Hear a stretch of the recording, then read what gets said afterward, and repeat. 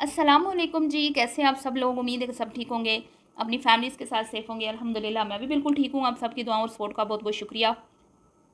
तो जैसा कि आप सब लोग जानते हैं कि अंबर नाग ऑफिशियल ने जो कहानी सुनाई है कि मेरे घर में कुछ ऐसी चीज़ें हैं जो मुझे टिकने नहीं देती और मैं अपना सामान उठा के अपनी अम्मी के घर शिफ्ट हो गई हूँ। और बड़ों ने ये फ़ैसला किया है कि मैं जब तक इस मसले का हल नहीं निकलता वो अपनी माँ के घर में रहेगी। और इस तरह वो ईद भी उसने यहीं पर की। हालांकि उसने ईद से पहले की वीडियो में कुछ और स्टोरी सुनाई थी। तो अब इसकी बातों में ना तज़ाद बहुत है। ठीक है, अब इसकी बातों में बहुत ज़्यादा तज़ाद है। इस पर भी बात करते हैं और बात करते हैं कि क्या वाकई जिन्नात का मामला है या कोई और है। तस्वीर के दूसरे रुख पे भी नज़र डालेंगे। और जब तक ये अपनी अम्मी के घर में रहेगी, ये तो अब हैप्पी है, आपको पता है इसको तो मतलब अपनी अम्मी के घर में बहुत राहत मिलती है, खुश रहती है ये। लेकिन हस्बैंड सफ़र करेगा, हस्बैंड बच्चे के और बीवी के बगैर उसके लिए रहना थोड़ा सा मुश्किल होगा। इस पर भी बात करते हैं और बड़े क्या हल निकालने वाले हैं जो मुझे लगता है उस पर भी मैं बात करूँगी। तो वीडियो को आपने बिल्कुल भी स्किप नहीं करना, चैनल को करना है सब्सक्राइब, वीडियो करना है लाइक और शेयर। जी तो कल वैसे मैंने इस टॉपिक पे एक वीडियो बना दी हुई है, जिसने वो नहीं देखी वो देख लें। लेकिन आज कुछ वीडियो के टॉपिक्स अलग हैं। आज ये नहीं है कि जादू है नहीं है, क्यों है वो है, क्योंकि मैंने कल बोला था कि ये चीज़ें बरहक हैं। ये भी अल्लाह की मखलूक है, जिन्नात हों, शैतान हों या जादू जो है ये भी बरहक है। और कुरान पाक में हमें हर चीज़ के बारे में बता दिया गया। अब सवाल यहाँ पे ये पैदा होता है कि क्या वो सच बोल रही है या झूठ। तो मैं ये नहीं कहूँगी कि वो झूठ बोल रही है, ठीक है, और ना ही मैं ये कहूँगी कि वो सच बोल रही है। झूठ मैं इसलिए नहीं कहूँगी क्यों बोल रही है क्योंकि मेरे पास गैब का इल्म नहीं है। और सच मैं इसलिए कहूँगी कि वो नहीं बोल रही क्योंकि उसका माजी ऐसा है कि वो झूठ बोलने की आदी है और बहुत सारी चीज़ों में उसने झूठ बोले हैं और वो बोल देती है झूठ। तो इसका वो है ना, शेर आया वाला, कि भाई अब सच भी बोलेगी ना तो मतलब कोई मानेगा नहीं। कुछ इस तरह के इनके माजी के हालात रहे हैं। तो बहरहाल मेरी हमदर्दियाँ इसके साथ हैं।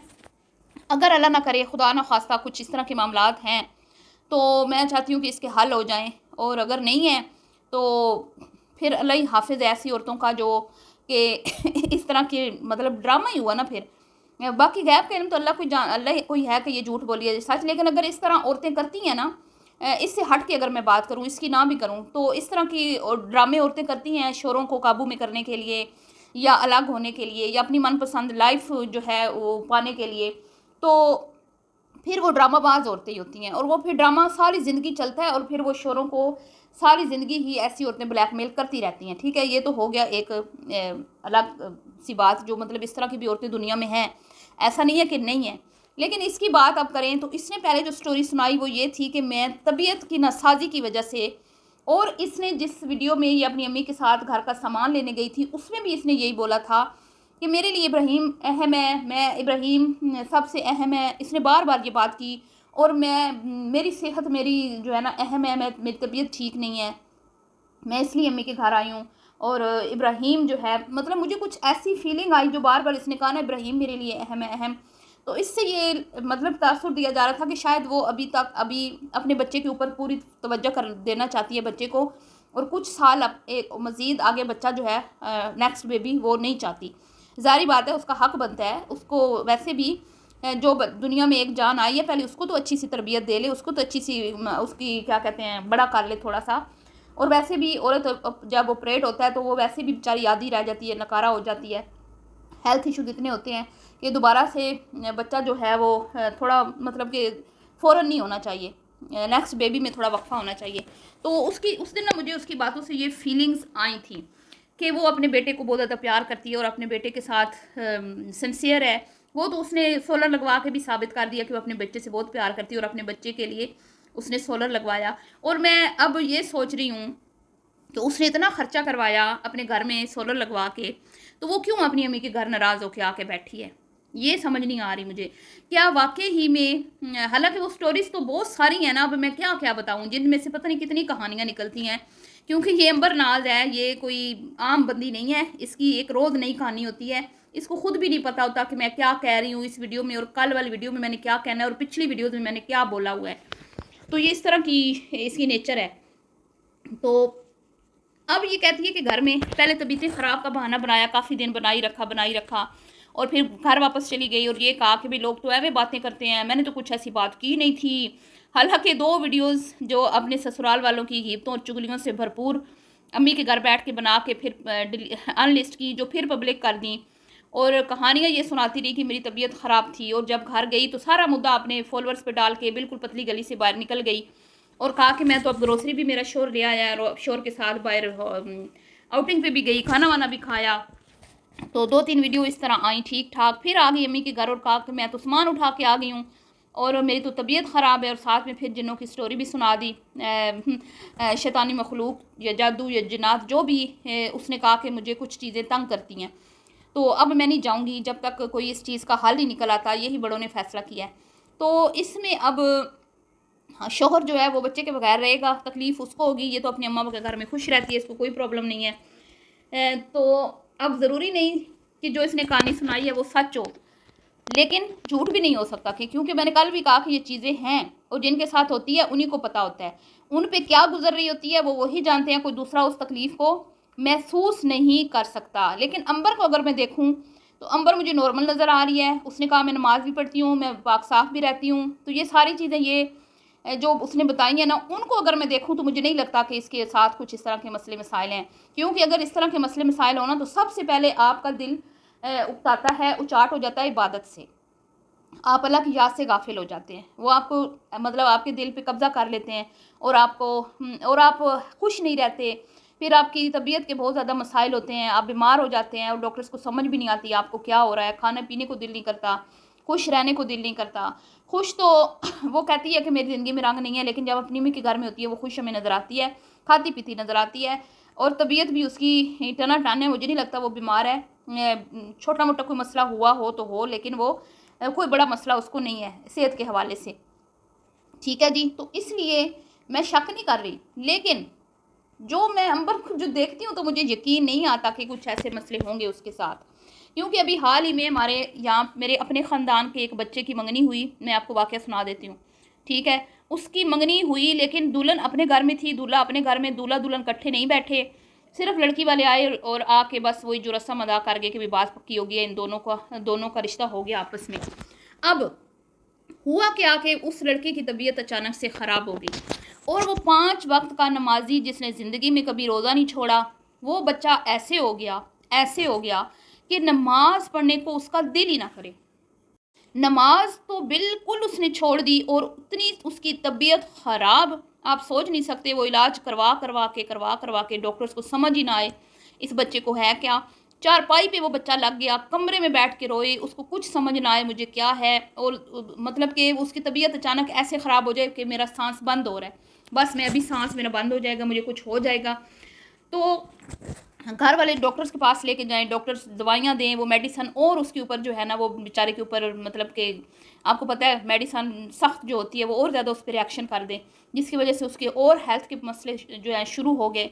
और वो बच्चा रमज़ान आ गया, रमज़ान में जो जिसने ज़िंदगी में कभी रोज़ा नहीं छोड़ा, जो दूसरों को नेकी की दावतें देता था, जो दूसरों को बोलता था कि नमाज़ पढ़ो, रोज़े रखो, नमाज़ पढ़ो, चलो मस्जिद मेरे साथ, वो बच्चा उसने एक रोज़ा ना रखा पूरा महीना। जब हमें ये बात पता चली तो हमने उनको बोला कि आप जो है ना इस तरह दम करवाएं, हो सकता है आपको वहाँ से शिफा मिल जाए। तो यूँ वो एक जगह पे गए जहाँ पे उन्होंने उनका दम किया और कुछ उनको पढ़ने के लिए वज़ाइफ दिए, ताबीज़ नहीं दिए, उन्होंने उनको वज़ाइफ दिए कि आप ये जो अल्लाह का कलाम है ये आपने पढ़ना है। और माशाअल्लाह वो जैसे ही वहाँ से आया तो उसके अंदर काफ़ी बेहतरी आई और वो बच्चा अब ठीक है, लेकिन अभी तक भी वो नमाज की पाबंदी नहीं कर पा रहा। सोचें कितना उसको डैमेज किया, और था क्या, नज़र बद, कोई जिन्नात जादू असरात भी नहीं थे। तो जो जिन्नात और जादू की तरफ हम आते हैं ना तो वो तो फिर और ज़्यादा मसले होते हैं, इससे भी ज़्यादा संगीन मसाइल होते हैं। तो अब पता क्या चला कि वो जो लड़की थी ना उसको पहले मसला था, अब नहीं है, अब वो ठीक है। उसको पहले मसला था कुछ उसके मतलब जिन्नात का मसला था, उस पर जिन्नात हावी थे उस पर। बाद में उनके पेरेंट्स ने इलाज करवाया, वो लड़की ठीक हो गई। लेकिन अब आप ये देखें कि उसकी मंगनी हुई एक लड़के से और उस लड़के का क्या हाल हो गया। अब अल्लाह जाने वो नज़र बद थी या वो चीज़ें थी जिन्होंने उस बच्चे के ऊपर हमला किया, वल्लाह आलम। लेकिन ये खुदा न खास्ता अगर वक्त पर ये लोग अब अल्लाह के कलाम की तरफ ना जाते तो ये मेडिसन लेते रहते और खुदा न खास्ता बच्चे की जान भी जा सकती थी। तो यूँ मुझे यकीन नहीं आ रहा कि अमर जो है वो बात जो कर रही है जादू टोने की वो सच हो, क्योंकि जब से ये अब मैं दूसरे तस्वीर का दूसरा रुख आपको बताती हूँ।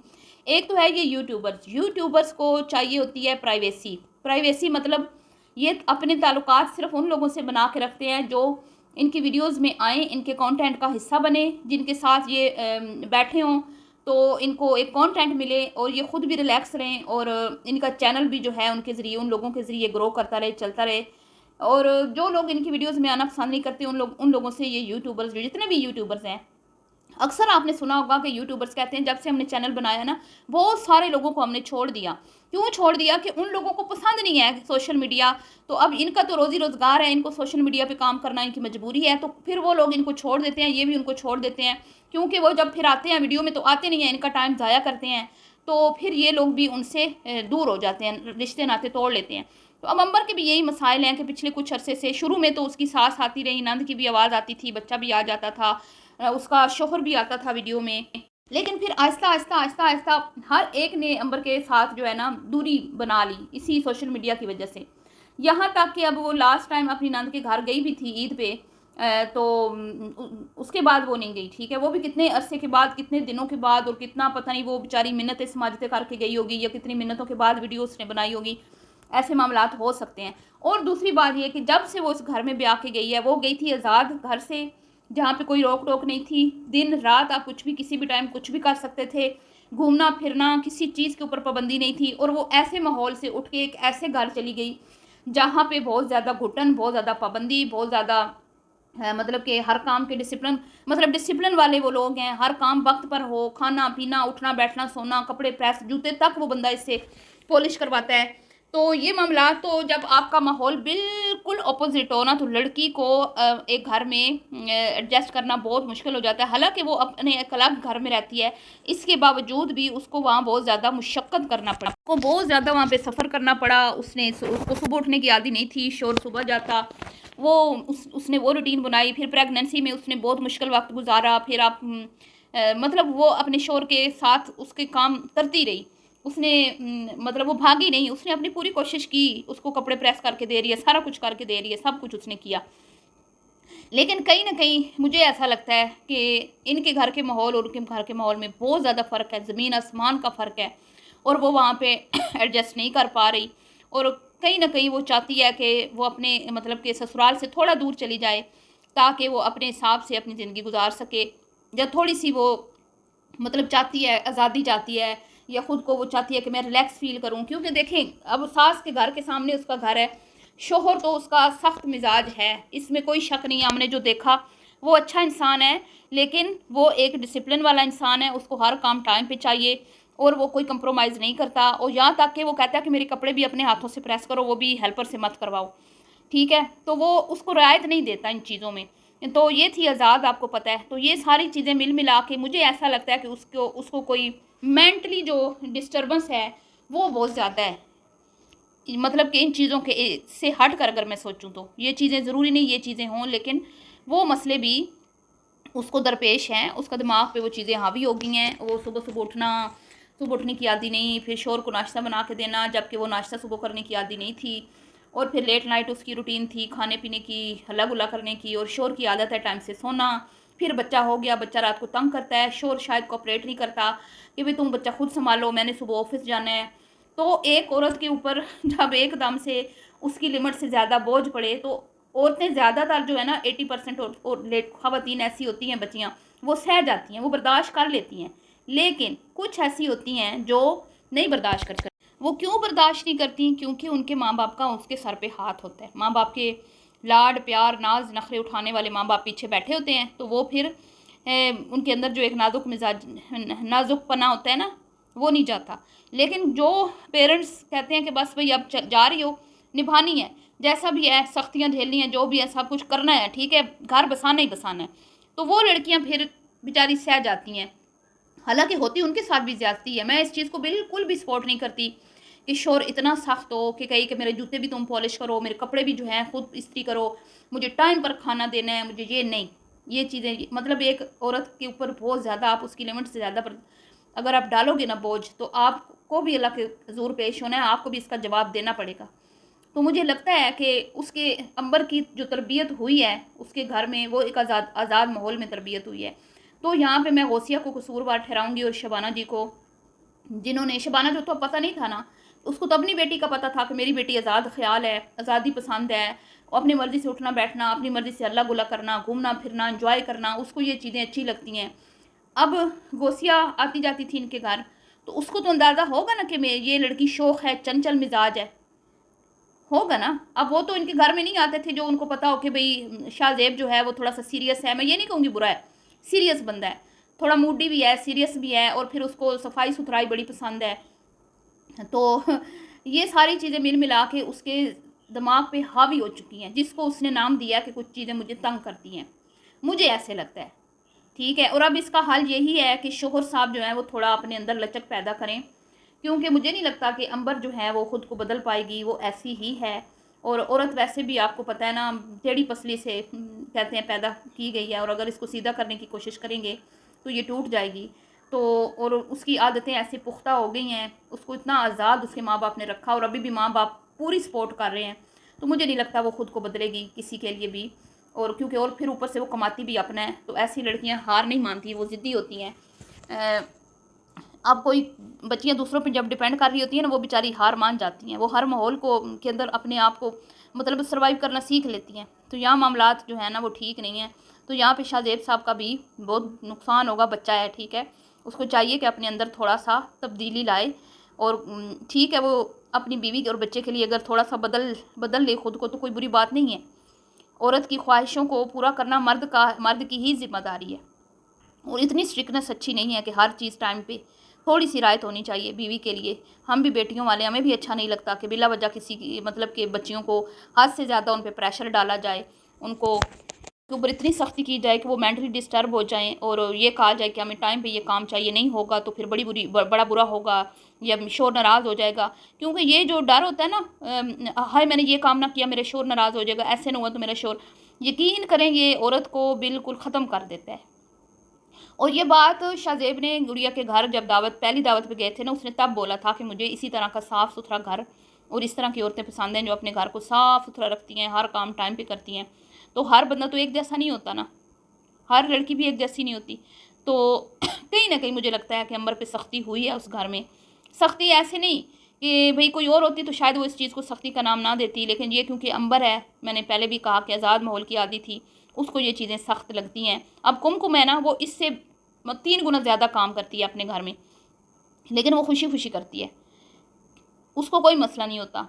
लेकिन अब ये अपने घर में उससे कम काम करती है, थोड़ी जिम्मेदारियाँ, सिर्फ शोहर की जिम्मेदारी है, इसके बावजूद भी उसको ज़्यादा लगता है, क्योंकि शोहर जो है वो मेंटली डिस्टर्ब करता है, उसको हर काम टाइम पे चाहिए होता है। अब कुमकुम भी करती है ना, लेकिन उसका शोहर आके ये नहीं कहता ये क्यों नहीं किया, वो क्यों नहीं किया, टाइम पे नहीं दिया, खाना फलां नहीं किया, वो ना पका हो तो कभी बाज़ार से भी मंगवा लेते हैं, ऐसे होता है।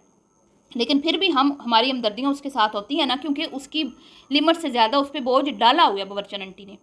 तो फिर अंबर के लिए भी हमारी हमदर्दियाँ होनी चाहिए कि अगर वो इतना सा बोझ नहीं उठा पा रही या सख्ती नहीं बर्दाश्त कर पा रही, तो उसके शोहर का काम है ना कि उसको वो थोड़ा सा उसके लिए अपने आप को अंदर तब्दीली लाए।